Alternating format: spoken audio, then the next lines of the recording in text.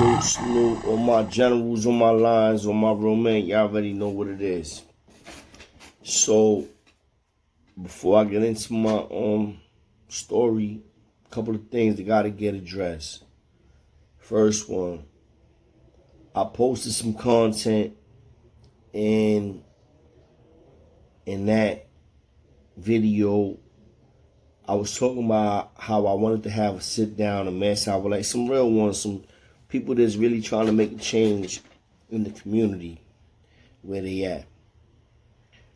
The language that I used was misconstrued and viewed as I'm basically trying to reestablish or redo something that has anything to do with the ALKQN. That's not the type of time I'm on. At all. No shape and form. It went left, so I'm gonna leave it alone. And just move forward. When the time is right, things could be handled differently and people could have a better understanding of what it was that I was really talking about. Feel me? So that's a wrap. That's a dub, and ain't never gonna happen. Not now. Ever. I'm just, if anything that is gonna happen is it's gonna be doing my little barbecue, and those that is gonna be invited gonna know. I ain't gonna probably throw it on too, because there's too many trolls and all type of people that be watching. Some people are more sensitive than others, and everything goes left depending on who's watching. So the ones that is gonna get invited, and it won't be. I'll let y'all know. I'll hit y'all on the gram. I'll make it happen. So that was for clarification in regards to content that I posted when I was talking about having some sort of mensa in the meeting. And by me using those words, I can understand how it sounds, fishy, or like somebody trying to and that's not the type of time I'm on. So I gotta clarify that. And I ain't got no problem in clarifying anything, because if things need clarification, I will clarify it. You feel me? So after that, the second thing would be me just talking about what I'm about to talk about right now. Or actually, before I jump into that, the second thing will be me addressing all the people that wanna, have my name in their mouth.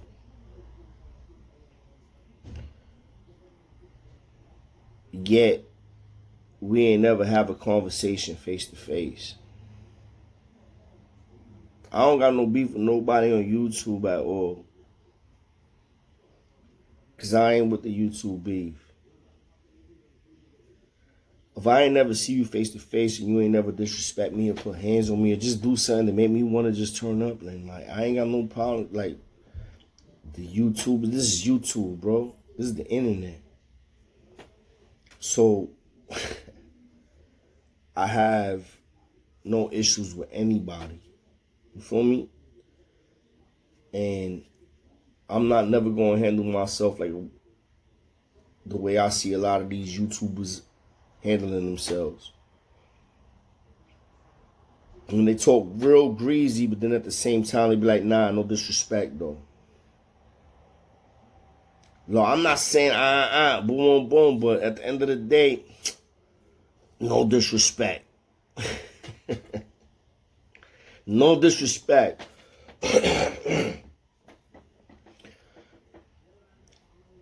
And at the end of the day, it's like, I get it, I guess. I understand why, but, you know, if you really want to reach out and holler at somebody, all you got to do is reach out. My Instagram is JohnJ748.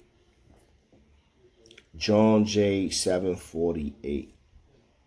I do my best to respond to all the twins that be hitting me up. Everybody that hit me up. Kings and queens. I do my best. It's not easy, but I do.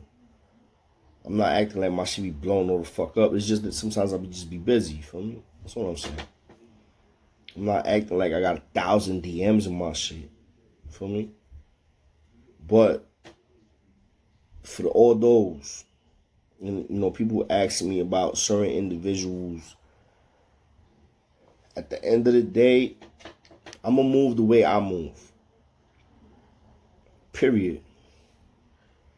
And for those that ain't feeling the way that I'm going to move, if it's really that serious, unsubscribe, kick rocks. Because I don't really care. I'm going to do me, and I'm going to say what I want to say, how I'm going to say it. Out of respect, and because I see a lot of people paranoid and thinking crazy, like I'm over here trying to restart the whole fucking Latin King Nation. Nah, bro, no, I'm not on that type of time. All I'm doing is trying to get all the ones that's thinking positively, constructively, that want to actually make a real change. The only way we can make a real change and put people in office to have things more better for us in our community is putting the right people in office, and that means getting out the vote. Getting out the vote legitly, legally. 2 L's. I'm going to say legal. Everything that I'm talking about is when it outside of my stories and my life experiences in New York City Correctional and New York State. That's basically like the type of time I'm on. Not basically, that's the type of time I'm on. 100%. So let's put that in perspective. And I'm not over here trying to start a whole movement. If a movement happen, the movement happen. All I'm trying to do is change things, make things. If I can't help us make ourselves feel more safer about me speaking, then that's what I'm going to do. As far as for the ones that's in their feelings and talking, all right, God bless you, bro. I wish you nothing but the best. Period. You know what I'm saying? Period. So, now, let me hit y'all with something that's realistic, something that I experienced. Let me get into it. OBCC 5 North. That was a house that I was in that we took from the Bloods in 2000. I forget what month. It was in 2000. With some known hitters in their house. OBCC 5 North. And I'm talking about some real known hitters like Frank White, Grip.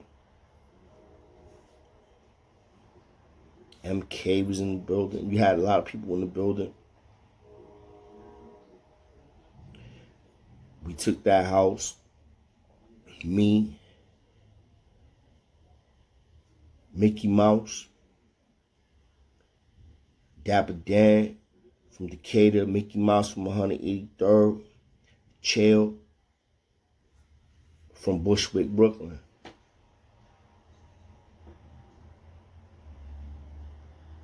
This is real talk. This is real facts. It's just a true story. When we got control of that house, as crazy as it may seem, for people that was facing, like every single one of us was facing double digits. and every single one of us went to trial. How about that? Ain't not one of us cop out. Every single one of us that was running that house at that time, we all blew trial. But we was in that house together. And we did have that shit on smash. We had police in our pocket. That's just a fact. I was going on visits with jewelry on my neck, and everybody else that was in that house was going jewelry on their neck, bracelets on. We was doing like, we was literally still in the streets. That was the mindset. You go into my cell, and I swear to God, yo, listen. It's all type of shit I could say. And to be like, yo, I put it on my mama, I do this, just strike me down. I ain't even gonna do all that. All I'm gonna say is 100% facts, bro. At that point in time, you go on my cell, you be like, yo, what the I have so many outfits and sneakers. It was crazy, and I'm locked up in jail. I'm in prison, man. I'm in prison, you go on my cell, you be like, damn. Yo, just had mad shit. I had like wild sneakers. Like, I was in the streets. I wasn't the only one. My boy Chero had his gear up too. Mickey Mouse had wild shit, but Mickey Mouse had more time in than all of us. He had almost like 2 years in or close to 2 years in already, and I was just like starting mine. And cause his bit was crazy. He been around for a minute. You know what I mean? Salute to Mickey Mouse. Mickey Mouse, y'all want to talk about gun to gun? Razor for razor. Mickey Mouse went in a cell with a nigga. And literally went razor for razor with somebody. Like, literally. He literally went in there and was taking slices in the face while he was giving slices in the face also. That's a movie right there. And the dude that got cut up, the dude that got chopped up that was going gun to gun with Mickey Mouse was a known shooter. Facts. That's a whole nother story though. But Mickey came out with wild cuts on his face because of that gun to gun fight. Forehead, side of his cheek, he had a big one going, and like he got hit. But he definitely put work into it, which is crazy. See the mindset? And I don't remember if it was like he did that, like, because I wasn't like, when that happened was after I found out about that. So I wasn't there when he did that gun to gun, but I know that's exactly what happened. Because like I was with him right after that. When we was in OBCC 5 North.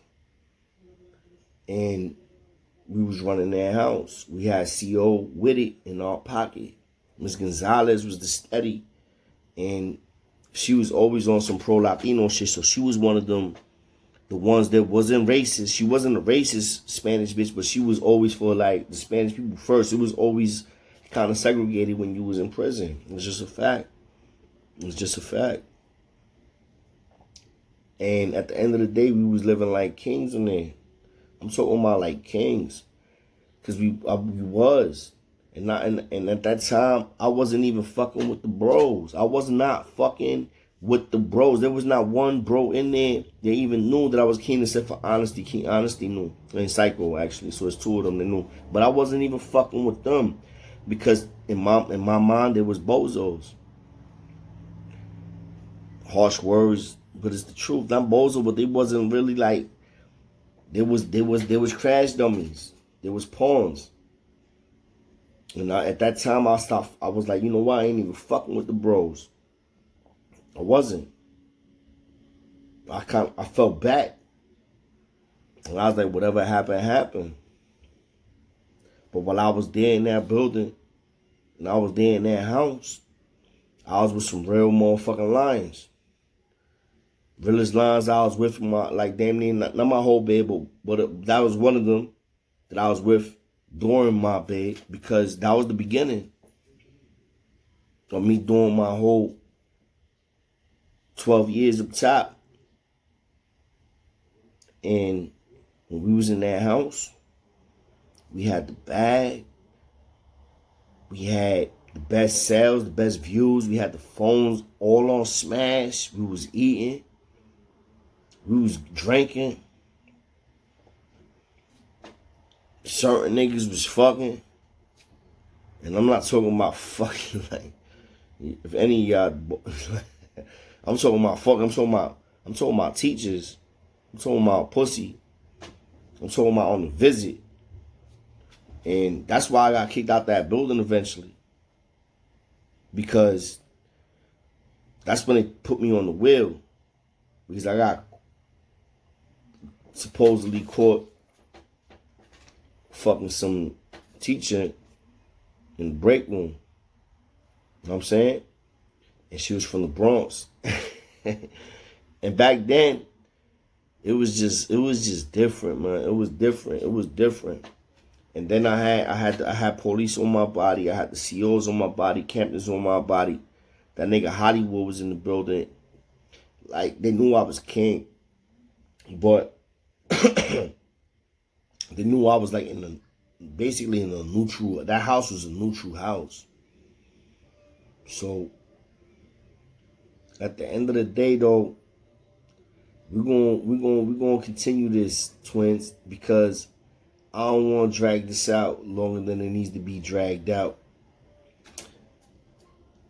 But I will say this: the saga does continue, and y'all gonna see how it was officially that lions, gangsters, humble dudes, smart dudes was really living on Rikers Island and controlling the whole building. Not the whole building, the whole block. They housing unit.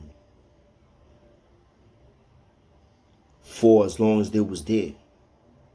Running everything. Food, drugs, phones, everything. If you couldn't get in the showers because we needed to wait for them showers to be hot before the real ones get like that, it was like that serious. Everything. Commissary. So we're gonna get into it. And I'm gonna have another one for y'all. None but smoke. But I'm gonna pick up literally from where I'm leaving right now, which is OBCC 5 North 2000. I want to say 2000, February, March 2000. Shit was real. Real. Salute to all my generals, on my lines, on my real men.